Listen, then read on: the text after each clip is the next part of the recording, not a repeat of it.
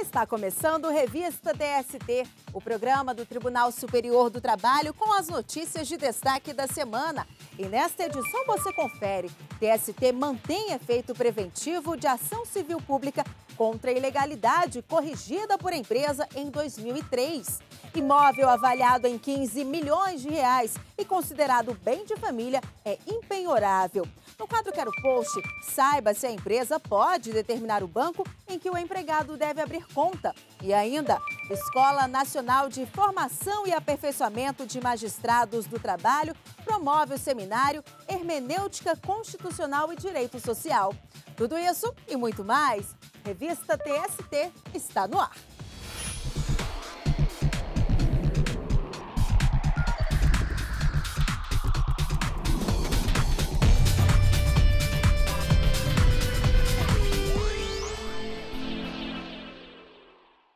A Seção 1 de Dissídios Individuais do TST manteve efeito preventivo de ação civil pública contra a ilegalidade cometida pela Fiat Automóvel, mesmo a empresa tendo deixado de cometer as irregularidades desde 2003. Entenda o caso na reportagem. De acordo com o processo, ficou comprovado que a fábrica da Fiat, em Minas Gerais, cometeu por 6 anos irregularidades relacionadas às normas sobre jornada de trabalho dos empregados. Sem prévia autorização do Ministério do Trabalho, a Fiat passou a exigir o cumprimento de jornada em tempo superior ao permitido por lei, além de desrespeitar o período mínimo de descanso que deve haver entre 2 jornadas. O Ministério Público do Trabalho ajuizou a ação civil pública após a recusa da empresa em se ajustar aos procedimentos previstos na Consolidação das Leis do Trabalho, a CLT. O Tribunal Regional do Trabalho de Minas Gerais condenou a Fiat ao pagamento de R$200 mil de indenização por dano moral coletivo, além do cumprimento de obrigações em relação à jornada de trabalho em sede de tutela inibitória. A empresa recorreu ao TST, alegando que em 2003 corrigiu as irregularidades cometidas. Afirmou ainda que, com a adequação, houve a perda do objeto da ação civil pública e, consequentemente, a falta de interesse de agir do Ministério Público do Trabalho. A primeira turma do tribunal não aceitou o recurso e a Fiat recorreu à Seção 1 de Dissídios Individuais. O relator do processo, o ministro José Roberto Freire Pimenta, negou o pedido. Segundo o relator, a ação civil pública foi ajuizada na época em que as infrações estavam sendo cometidas pela empresa e que, uma vez ajuizada, mesmo havendo adequação por parte da empresa, não há possibilidade de desaparecimento do interesse de agir. O ministro citou alguns precedentes no mesmo sentido. Não ocorre esse desaparecimento superveniente do interesse de agir em casos de tutela inibitória, que visam não apenas reprimir ou combater um descumprimento atual da legislação trabalhista e das normas constitucionais correspondentes, como também impedir a reiteração desse ilícito. Então, quanto a isso, não há dúvida que a decisão da Igreja Primeira Turma está exatamente no mesmo sentido da imensa maioria das decisões das turmas desse tribunal e desta própria subseção 1, conforme os precedentes que eu já mencionei. O ministro Cláudio Brandão acompanhou o relator e acrescentou que constam no processo todas as tentativas, sem sucesso, do Ministério do Trabalho para que a empresa regularizasse a situação. Não surtiram nenhum resultado. Somente quando acionado o Poder Judiciário, a empresa tomou as providências para regularizá-las, já no curso, portanto, da apresentação civil pública. Todos os ministros tiveram o mesmo entendimento do relator. Dessa forma, o efeito preventivo da ação civil pública contra a ilegalidade corrigida ficou mantido. A Fiat entrou com recurso extraordinário para levar o processo para julgamento no Supremo Tribunal Federal. E também tivemos o caso importante julgado pela Seção 2 de Dissídios Individuais. E quem acompanhou o julgamento e traz os detalhes para a gente é a repórter Michele Chiapa. Olá, Michele. Olá, Ana Amélia. A Seção 2 de Dissídios Individuais decidiu que conselheiro fiscal de sindicato não tem estabilidade declarada por meio de mandado de segurança. O caso, julgado pelos ministros da SDI2, envolveu um zelador que apresentou recurso para tentar reverter a sentença de juiz de primeiro grau, que negou o pedido de reintegração ao emprego. O profissional argumentava que tinha direito à estabilidade por ser do sindicato. Acompanhe mais detalhes na reportagem. O Tribunal Regional do Trabalho da 4ª Região, no Rio Grande do Sul, manteve a sentença de primeiro grau que negou o pedido de reintegração do zelador. Para o regional, o mandado de segurança não se aplicaria ao caso, uma vez que não havia direito líquido e certo sendo desrespeitado. No Tribunal Superior do Trabalho, o entendimento foi idêntico aos da Justiça do Trabalho em primeiro e segundo graus. A relatora, ministra Adelaide Miranda Arantes, ressaltou a orientação jurisprudencial número 365 da SDI1, que considera que membro de conselho fiscal de sindicato não tem direito à estabilidade provisória, porque não representa ou atua na defesa de direitos da categoria, apenas cuida da fiscalização da gestão financeira do sindicato. Para o empregado, no entanto, o direito à estabilidade no cargo é claro. Ele indicou o artigo 8º, inciso 8º da Constituição Federal como argumento. A norma diz que é vedada a dispensa do empregado sindicalizado a partir do registro da candidatura a cargo de direção ou representação sindical e, se eleito, ainda que suplente, até 1 ano após o final do mandato. Os ministros da SDI2 não acolheram o argumento do empregado e, por unanimidade, decidiram que o conselheiro fiscal não tem direito à estabilidade provisória no cargo de zelador.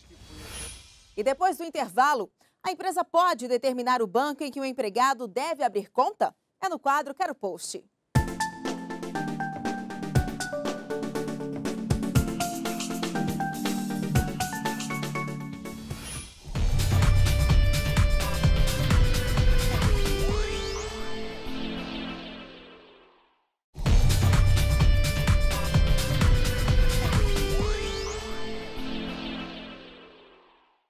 Estamos de volta e vamos conferir casos julgados pelas turmas do Tribunal Superior do Trabalho.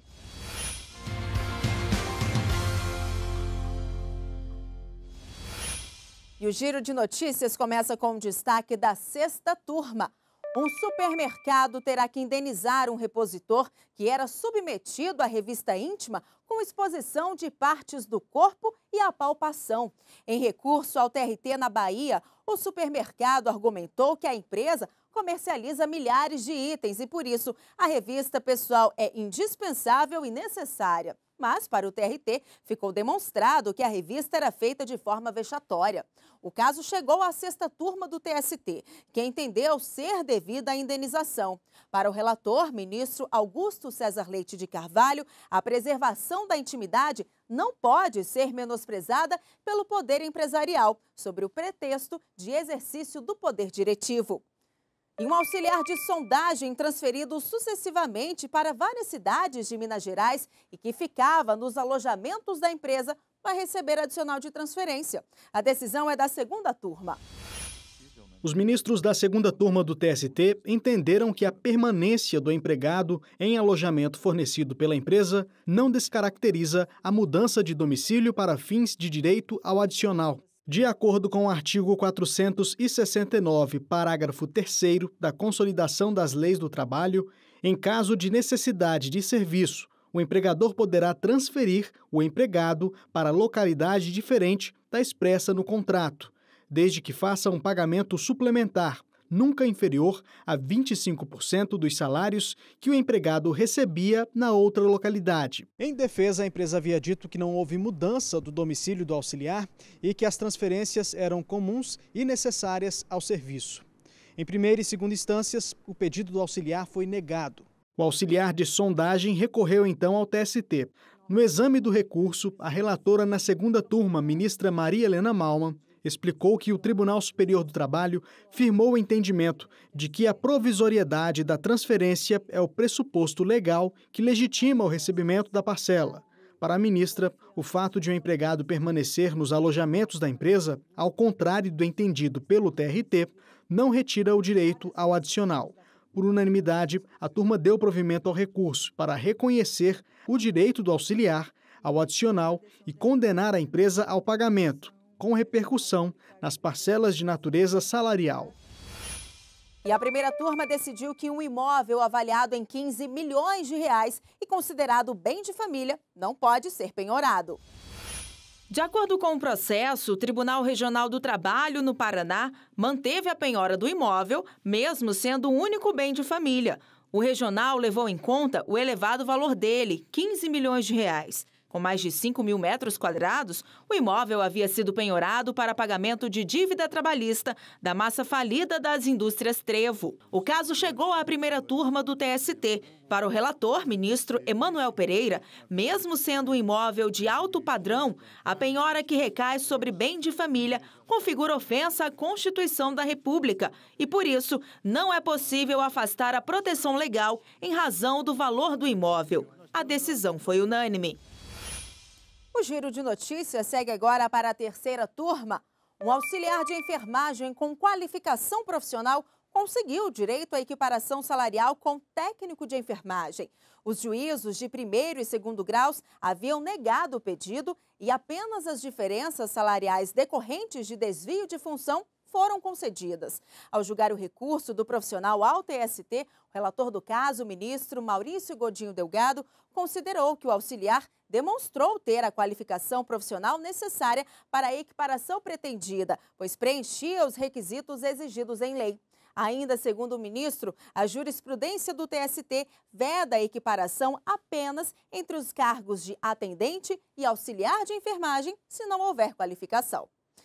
E essas e outras notícias do Tribunal Superior do Trabalho você também pode conferir e comentar na página do TST no Facebook. O endereço é facebook.com/TSTJus. E vamos esclarecer uma dúvida trabalhista publicada nas redes sociais com a hashtag #QueroPost.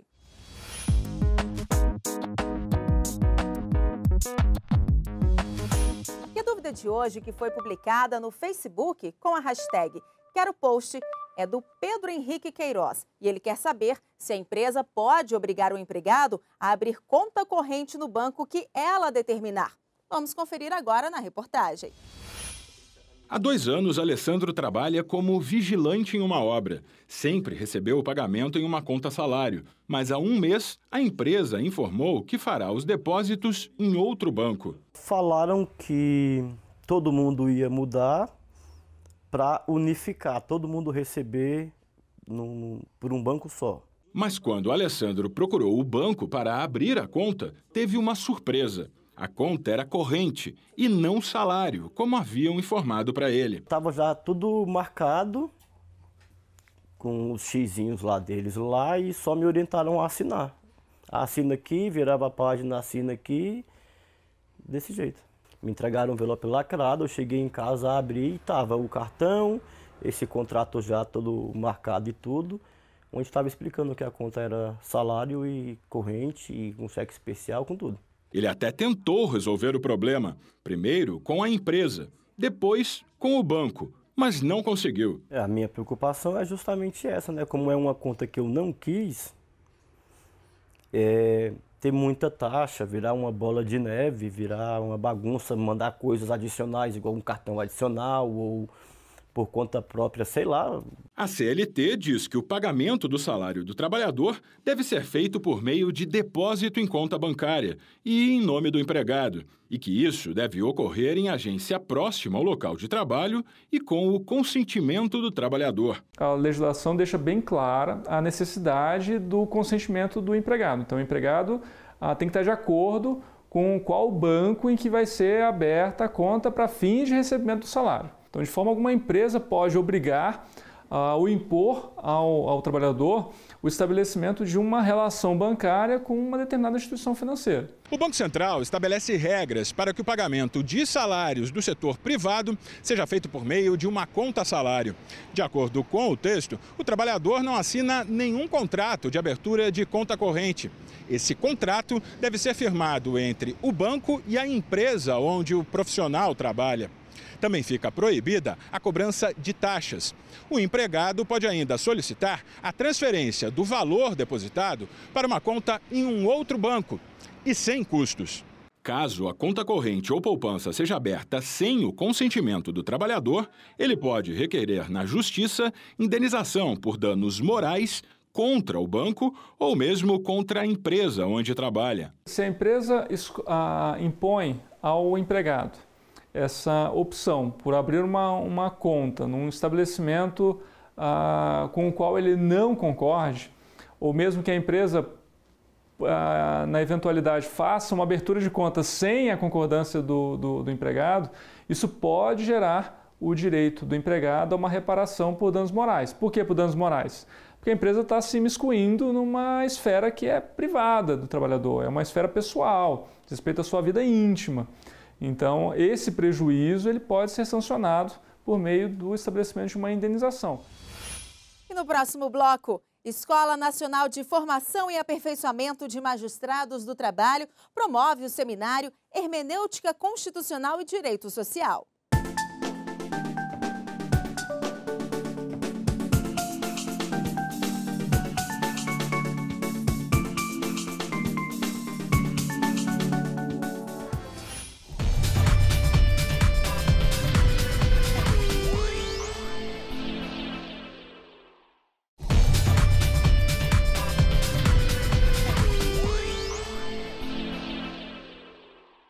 Veja outras notícias que marcaram a semana no Tribunal Superior do Trabalho.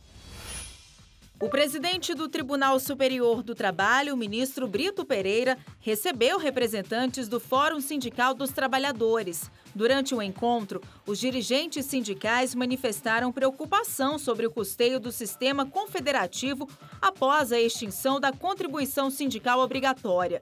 Recentemente, o presidente do TST encaminhou informações ao ministro do Supremo Tribunal Federal, Edson Fachin, relator das ações diretas de inconstitucionalidade, sobre o assunto. Os sindicalistas aguardam decisão do STF sobre o tema. Gestores nacionais e regionais do Programa Trabalho Seguro e do Programa de Combate ao Trabalho Infantil e de Estímulo à Aprendizagem discutiram as estratégias das próximas ações a serem tomadas. Durante a reunião, foi apresentada a campanha publicitária de 2018 contra o trabalho infantil, que ganhou o slogan "Não leve na brincadeira". Na reunião do programa Trabalho Seguro, os gestores definiram, além de ações, o tema do biênio, que será violência no local de trabalho. O presidente do Tribunal Superior do Trabalho, o ministro Brito Pereira, e o ministro Cláudio Brandão participaram de cerimônia de entrega de 145 veículos ao Ministério do Trabalho para uso em ações de fiscalização e combate ao trabalho escravo em todo o país. A doação decorre de um acordo homologado em 2017 pelo Tribunal Superior do Trabalho no valor de R$28 milhões. O presidente do TST, ministro Brito Pereira, premiou os 3 primeiros colocados no concurso Projetos e Oportunidades 2018, que contempla as melhores ações e propostas voltadas para as áreas judiciária, de tecnologia da informação, gestão, sustentabilidade e qualidade de vida. O primeiro lugar ficou com o projeto Busca Inteligente em Documentos de Decisões Judiciais, de autoria do Gustavo Henrique Orair, lotado na Coordenadoria de Desenvolvimento de Sistemas. Já o projeto Transformação Digital nas Unidades do TST, do Francisco Nina Cabral, da Coordenadoria de Processos Eletrônicos, levou o segundo lugar. E a terceira posição ficou com o projeto Incubadora, do Jonatas Oliveira Silva, do gabinete do desembargador convocado, o Birajara Carlos Mendes. Os vencedores vão ser custeados pelo TST para participarem de treinamentos, cursos, congressos e outras atividades necessárias para a implementação do projeto. A Escola Nacional de Formação e Aperfeiçoamento de Magistrados do Trabalho, ENAMAT, promoveu o seminário Hermenêutica Constitucional e Direito Social. Veja como foi. Durante 2 dias, ministros e especialistas abordaram os diferentes aspectos da hermenêutica, que estuda a sistematização de processos para esclarecer o alcance do direito. No seminário, ela foi abordada na interpretação da Constituição Federal e dos direitos sociais, leis muito utilizadas nos julgamentos da Justiça do Trabalho. Nós estamos no nosso ambiente, que é estudar a Constituição com olhos para os direitos sociais, e todos os dias no Tribunal Superior do Trabalho nós temos uma questão, nós temos uma ação, uma decisão que envolve direitos sociais, que é o nosso ramo mesmo, de modo que é da maior importância para a Justiça do Trabalho, para os juízes do trabalho, para todos nós que fazemos a Justiça do Trabalho, incluindo aí os nossos assessores. O evento foi promovido pela Escola Nacional de Formação e Aperfeiçoamento de Magistrados do Trabalho, ENAMAT, em parceria com o Conselho Superior da Justiça do Trabalho. O diretor da escola, ministro Vieira de Melo Filho, ressaltou que a discussão desse tema é importante na formação de magistrados e estudiosos do direito. Esse é o tema fundamental para a magistratura e para o Poder Judiciário como um todo, que é o tema da hermenêutica. Por isso que a opção pela temática da hermenêutica e vinculando ao direito social nos pareceu mais relevante nesse momento. O Centro de Formação e Aperfeiçoamento de Assessores e Servidores do TST atuou como parceiro da ENAMAT na realização do seminário. Nós temos os juízes e os servidores, talvez os mais qualificados do serviço público, exatamente por esse investimento que a gente faz em eventos como esse, que foi todo ele desenhado e organizado pelo ministro diretor da nossa escola, Luiz Felipe Vieira de Melo Filho. O ministro do Supremo Tribunal Federal, Edson Fachin, realizou a primeira conferência do seminário. Destacou o trabalho dos magistrados que aplicam o que está escrito em lei, ou seja, tornam as normas concretas. O trabalho que quem interpreta ao aplicar a lei faz é um trabalho árduo e, evidentemente, de um relevo extraordinário, na medida em que tem a missão de traduzir para o caso concreto aquilo que a lei proclama em abstrato. E por isso discutir hermenêutica, na verdade, significa discutir a concretização do direito, os limites e as possibilidades da concretização do direito diante da ordem normativa constitucional e de um conjunto definitivamente esparso de leis que requer um esforço interpretativo muito grande. Por isso, a metodologia, o modo pelo qual se interpreta é objeto desse importante seminário e, portanto, a escola e o tribunal estão de parabéns pela iniciativa. O segundo dia de seminário abordou a reforma trabalhista, a importância do judiciário na tutela dos direitos sociais, a hermenêutica constitucional e a visão do STF. O professor Mário Arigon, da Universidade da República de Montevidéu, abordou o tema do juiz boca da lei ao juiz hermeneuta. De acordo com o professor, o juiz boca da lei foi um conceito criado no século XVIII, em que pretendia deixar claro que todas as autoridades estavam submetidas à norma jurídica. Por outro lado, o juiz hermeneuta é aquele que interpreta a lei, aplicando em um caso concreto. Cuando se piensa en la idea del juez interpretador o hermeneuta, no se está postulando la consigna de un juez déspota, de un juez arbitrario, de un juez que genera o crea normas jurídicas, porque no es esa la función del juez. El juez hermeneuta, entonces, aplica el derecho.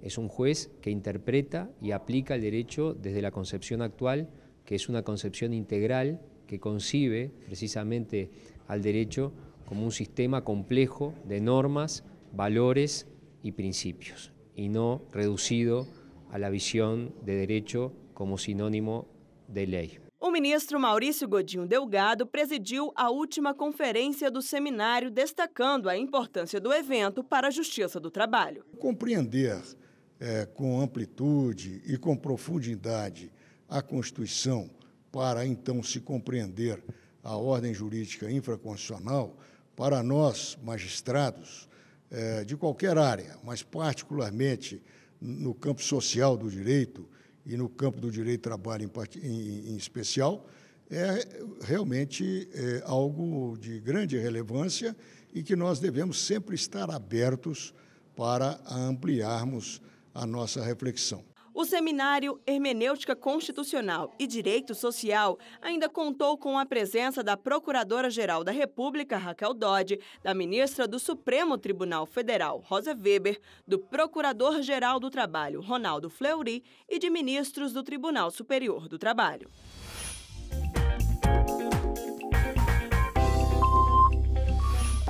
O programa Jornada é mais uma produção da TV do TST em parceria com os 24 TRTs. E ele vai ao ar semanalmente na TV Justiça. Então vamos conferir como estão os preparativos para a próxima edição do programa. Quem conta pra gente é a apresentadora Carolina Sete. Olá, Carolina. Olá, Ana Amélia. No Jornada desta semana, teremos uma reportagem especial sobre a 4ª Semana Nacional da Conciliação Trabalhista que aconteceu em todo o Brasil. Durante 5 dias, tribunais do trabalho de todo o país fizeram um esforço concentrado para conseguir o maior número de acordos possível em ações que tramitam na Justiça do Trabalho. Em Salvador, na Bahia, TRT da 5ª Região comemora os 77 anos de instalação do tribunal. No quadro está explicado, vamos saber o que pode configurar falta grave por parte do empregado e até ensejar uma demissão por justa causa. E no quadro Trabalha Brasil, as habilidades de um profissional especializado em uma das bebidas mais apreciadas no mundo, o sommelier.